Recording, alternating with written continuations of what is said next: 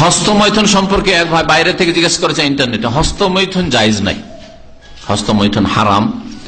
এবং সূরা মুমিনুনের প্রথম দিকে যে আল্লাহ পাক রব্বুল আলামিন ওই মুমিনরা যারা জান্নাতের ওয়ারিস হবে, কাদ আফলাহাল মুমিনুন, জান্নাতি হবে, তাদের 7-8টি গুণ বর্ণনা করেছেন। তার মধ্যে একটি হচ্ছে ওয়াল্লাযীনা হুম লিফুরুজিহিম হাফিজুন, যারা নিজের লজ্জা স্থানের সুরক্ষা করে, হেফাজত করে।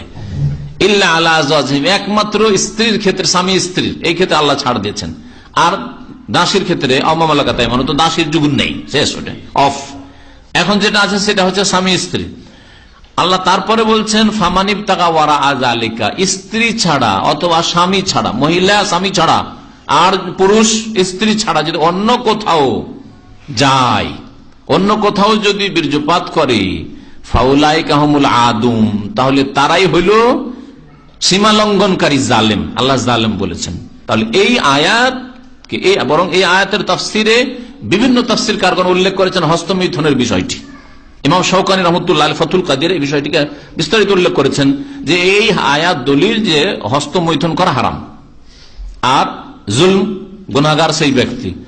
জি, সুতরাং কেউ এই যুক্তি যেন না পেশ করে যে আমি বড় জেনা থেকে বাঁচার জন্য বা লেওয়াতাত সমকামিতা থেকে বাঁচার জন্য আমি হস্তমৈথুন করছি কারণ আমি থাকতে পারছি না, না, তার জন্য জায়েজ হবে না যে আপনি বড় জেনা থেকে বাঁচার জন্য আমি হস্তমৈথুন করলাম। আল্লাহ পাক উত্তম পদ্ধতি শিখিয়েছেন, সেটা হচ্ছে রোজা রাখা।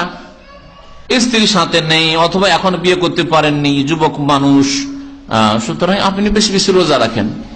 ফালিহি বিসওম, রোজা রাখো। রোজা রাখা সবচেয়ে উত্তম এলাজ, চিকিৎসা অবিবাহিত ব্যক্তিদের জন্য অথবা যাদের কাছে স্ত্রী নেই তাদের জন্য।